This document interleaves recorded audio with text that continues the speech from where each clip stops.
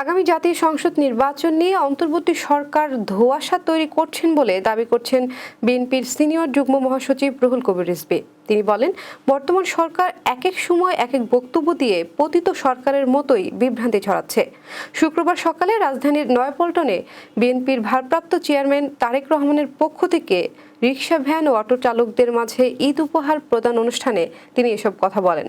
আগামী নির্বাচনে সুনির্দিষ্ট তারিখ ঘোষণার জন্য সরকারকে আহ্বান জানিয়ে রিজভী বলেন, জাতীয় নির্বাচন ডিসেম্বর না জুনে এমন দোদুল্যমান বক্তব্য না দিয়ে স্পষ্ট ও সুনির্দিষ্ট তারিখ ঘোষণা করে জাতিকে আশ্বস্ত করুন।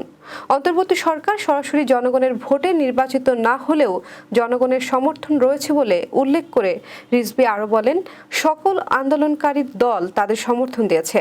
জুলাই আগস্টের গণঅভ্যুত্থানে সবার ত্যাগ স্বীকার না করলে অন্তর্বর্তীকালীন সরকারের ভাবমূর্তি ক্ষুণ্ণ হবে বলে উল্লেখ করেন রিজভী।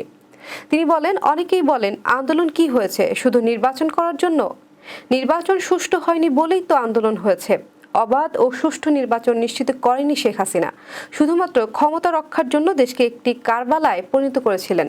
122টি গার্মেন্টসের শ্রমিকরা এখনো বেতন আর 150 কারখানার শ্রমিকরা বোনাস পাননি জানিয়ে রিজভী বলেন, সরকারের দায়িত্ব শ্রমিকদের বেতন ভাতার ব্যবস্থা করা।